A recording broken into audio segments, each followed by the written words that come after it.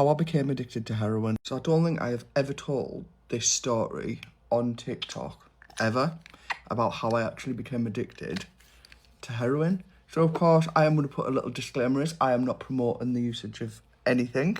I'm not telling you to go out and do it. I'm telling you my own personal experience, which could be different to your own. I am going to get judgment potentially about why didn't you do this, why didn't you do that. Remember, I was 19 years old, I was a single mum, and I made bad choices after a world of childhood trauma. So, and I'm not that person now. So this is after I'm already into drugs. So heroin wasn't my first drug. It certainly wasn't my last, but it was definitely the most potent in my life. So it's one of the reasons that I want to talk about it. And if this helps anybody, then that's a bonus too. So literally, what happened is I moved to a place called South Bank in the northeast of England, not the one in London that you've all heard of. And when I lived there, I already knew people because I had family ties there from growing up, so I knew quite a lot of people. I also knew a lot of people that had already gone into the rug scene.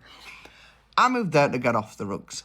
And literally, when I was there, I'm not going to tell you how I got there because it's not very nice how I got there, but I got there.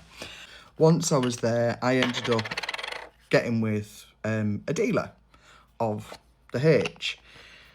Whilst I was with the dealer, he come to stay over one night, and one of his people who was buying off him also came over with him, which is his best friend.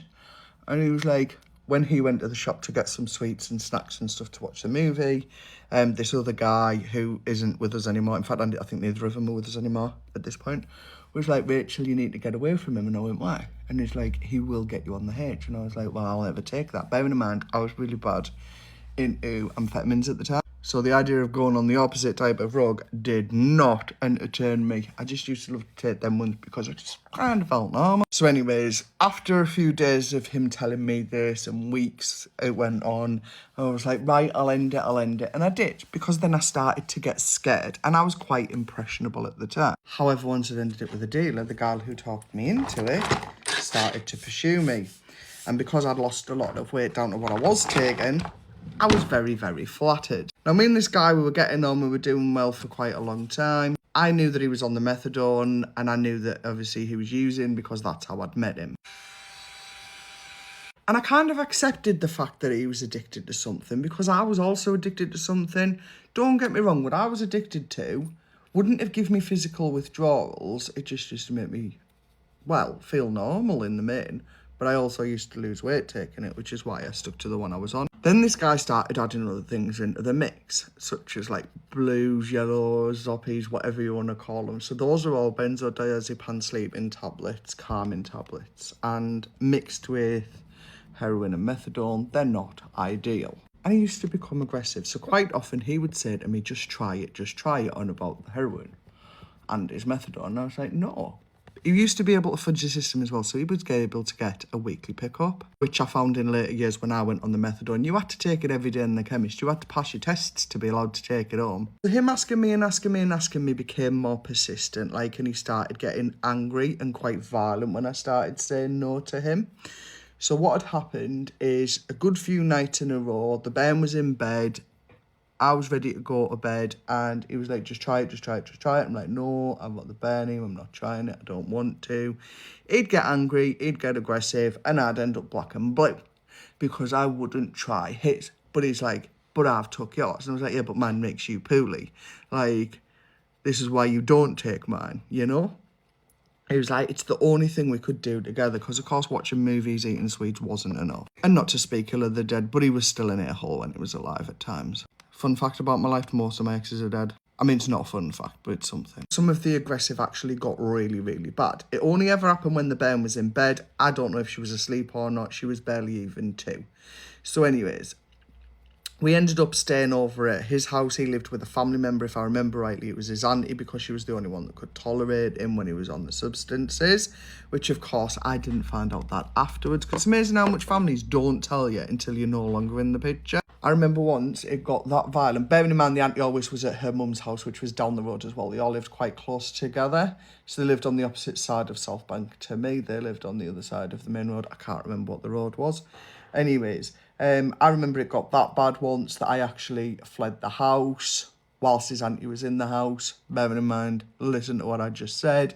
And I'm in the street and I'm screaming and shouting, asking people to help me to get away from him. Because I said no to taking his drugs, by the way. And this was 20 years ago, guys. So I am begging and pleading. I see people in their windows looking out and the curtains twitching. I'm like, please just help me. Nobody helped me. I'd like to think in this day and age, somebody would absolutely help. So this went on for days. He literally kept trying. I kept denying. I'd get the good hiding. Night was done. And people are going to be like, well, why didn't you just leave him? So what you've got to realise is I did try and leave him multiple times because I didn't want to be there and I didn't want to do his rugs. I wanted to just do my own. Anyone who knows South Bank and knows Scarborough Street, you will know the windows have bay windows on the bottom. I had a bay window on my living room, but on my bedroom I did not, and my bedroom window was broken. I'd leave him, he'd climb in the window. I'd speak to the landlord, they'd do nothing. So lo and behold, I ended up staying in a relationship that I didn't want to be in because I didn't know how to get away from it. Because at the time, I'd never even experienced a woman's refuge at this point. It was only a few months later that I finally did with a different partner. But at this point, I didn't even know that was a thing. And everyone's excuse was, yeah, but he just doesn't know what he's doing because he's off his face. He loves you. He didn't love me. He loved me because I was on benefits and I used to get money left, right and centre and he wanted the money. And I also want to say that even though in the finish, when I did end up using, I'm not going to blame this person because I still had the option to say no, no matter what happened. So anyways, I decided one night to let my child stay out somewhere else. She was 2-year-old at the time, not long turned 2, and I'd let her stay out too. It was sort of someone married into the family somehow. So it was my mum's stepbrother's wife's stepsisters, you know, like, and back then I was brought up where we were all family, you know? So we were all family. Not going to talk about it, but that was the downfall of how the Ben ended up leaving me as a result of staying at that house. But one, that's another story for another day. And 2, I would need permission to talk about that one off the kid. That's 22 now. I think I said I was 19 in the video earlier. I was 20, not 19. So I've let the Ben stay out. And this night, same shit, different night. Rachel, try it. Rachel, try it. Just try it. You don't know till you've tried it. You won't be addicted. Just try it. Just try it. I gave in and I tried it. I was black and blue. I was at the end of my fight and I had no more fight left in me. And I didn't have the Ben that night. So I was like, if I'm going to do it, I might as well try it on this night. So I tried it. I threw up profusely. To be honest with you, I kind of didn't enjoy it in the first half hour. Then I really, really enjoyed it. Woke up the next morning, went and got the Ben, and I was like, why do people say that's addictive? I'm not addicted. I don't even want it again. I can go use it again and I'm fine because I used it last night and I don't want it. That's me telling myself that I want it. He comes round that night and he's like, how are you feeling? I'm like, I feel all right. I was a bit tired this morning, but I'm all right now. He's like, do you want to do it again? Yeah, I want to do it again because I'm not addicted.